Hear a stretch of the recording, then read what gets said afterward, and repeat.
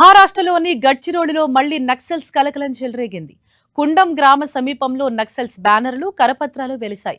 దీంతో స్థానికులు తీవ్ర భయాందోళనకు గురవుతున్నారు. వెంటనే పోలీసులకు సమాచారం ఇచ్చారు. దీంతో హుటాహుటిన చేరుకున్న భద్రతా బలగాలు నక్సల్స్ పేరుతో వెలిసిన పోస్టర్లను స్వాధీనం చేసుకున్నారు. సమీప గ్రామాలు, అడవుల్లో విస్తృతంగా కూంబింగ్ నిర్వహిస్తున్నారు. నక్సల్స్ జాడ కోసం గాలింపు చర్యలు చేపట్టారు.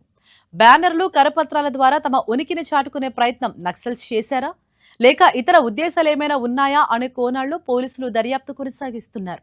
తెలంగాణ మహారాష్ట్ర సరిహద్దుకు సమీపంలో ఈ ఘటన చోటు చేసుకోవడంతో సరిహద్దు ప్రాంతాల్లో కూడా భద్రతను మరింత కట్టుదిట్టం చేశారు. అనుమానాస్పద వ్యక్తులు కనిపిస్తే వెంటనే పోలీసులకు సమాచారం అందించాలని అధికారులు ప్రజలకు సూచించారు. ఘటనపై అన్ని కోణాల్లో విచారణ కొనసాగుతోందని, ప్రస్తుతం పరిస్థితి అదుపులోనే ఉందని పోలీస్ వర్గాలు తెలిపాయి.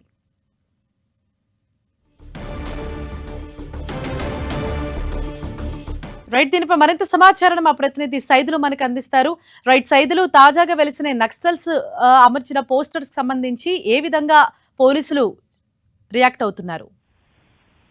ఇప్పటికే మావోయిస్టు రహిత భారతదేశంగా ప్రకటించడం జరిగింది. దీంట్లో భాగంగా అటు మహారాష్ట్రలో కూడా కేంద్ర కమిటీ సభ్యుడిగా ఉన్న కీలకమైన నేతలు దాదాపు 300 మంది మల్లోజుల వేణుగోపాల్ తో పాటు ఆ ప్రాంతంలో ఉన్నటువంటి కీలకమైన నేతలంతా కూడా లొంగిపోయిన పరిస్థితి మనం చూసాం. అయితే ఈ రోజు మాత్రం గడ్చిరోల్లో మావోయిస్టులకు సంబంధించినటువంటి బ్యానర్లు మాత్రం వెలువడంతో ఒక్కసారిగా కలకలం రేపింది. మార్చి 31వ తారీఖు లోపు భారతదేశంలో మావోయిస్టు రహిత దేశంగా చేస్తామని చెప్పి చేసిన ప్రకటన నేపథ్యంలో తిరిగి వరుసగా అటు తెలంగాణ, ఆంధ్ర, ఛత్తీస్గఢ్, ఒరిస్సా, మహారాష్ట్ర ప్రాంతంలో అంటే మావోయిస్టు ప్రభావిత 6 రాష్ట్రాలకు సంబంధించిన ప్రాంతంలో కూడా పెద్ద ఎత్తున మావోయిస్టులు లొంగిపోయిన పరిస్థితి కనిపించింది. అయితే ఇప్పుడు తీరా మావోయిస్టు రహిత ప్రాంతంగా ప్రకటన చేసిన తర్వాత తిరిగి మావోయిస్టుల ప్రకటన అంటే పోస్టర్లు కావచ్చు, బ్యానర్లు ఒక్కసారిగా వెలియడంతో ఆ ప్రాంతంలో ఉన్నటువంటి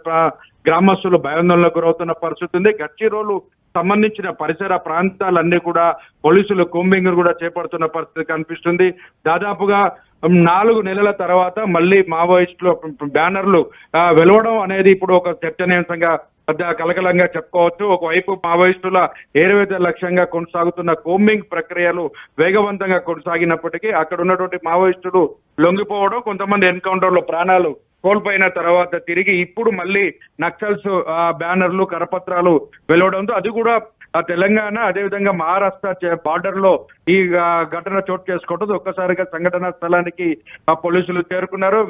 బ్యానర్లు అవి ఫ్లెక్సీలు మొత్తం కూడా పూర్తి స్థాయిలో కరపత్రాలు కూడా స్వాధీనం చేసుకొని గ్రామస్తులకు అనుమానిత వ్యక్తులు ఎవరైతే ఉన్నారో కొత్తగా ఆ ప్రాంతంలో వచ్చినటువంటి వారి వివరాలు కూడా సేకరిస్తున్న పరిస్థితి అయింది. ఓవరాల్ గా మావోయిస్టులు మొత్తం కూడా మావోయిస్టు రహిత భారతదేశం అని ప్రకటన చేసిన తర్వాత దాదాపు 4 నెలల కాలంలో తిరిగి మళ్ళీ మావోయిస్టుల బ్యానర్లు, కరపత్రాలు దర్శనమివ్వడంతో మళ్ళీ మావోయిస్టులు పుంజుకుంటున్నారా, లేక మావోయిస్టు పేర్లతో ఎవరైనా అనుమానితులుగా కొత్తగా భయాందోళనకు గురి చేయడం కోసం ఫ్లెక్సీలు, కరపత్రాలు, అదేవిధంగా పోస్టర్లు వేశారన్న కోణంలో కూడా పోలీసులు విచారణ కొనసాగిస్తున్న పరిస్థితుల్లో ఓవరాల్ గా మాత్రం మావోయిస్టుల బ్యానర్లు ఇప్పుడైతే అటు తెలంగాణ, మహారాష్ట్ర సరిహద్దు ప్రాంతాల్లో కలకలం రేపుతుంది. పెద్ద ఎత్తున కూడా కూంబింగ్ ప్రక్రియను వేగవంతం చేసిన పరిస్థితి ఉంది. అనుమానిత వ్యక్తులను వారి వివరాలు కూడా సేకరిస్తున్న పరిస్థితి, వాహనాలను కూడా పూర్తి స్థాయిలో కూడా మొత్తం చెక్ చేస్తున్న పరిస్థితి కనిపిస్తుంది.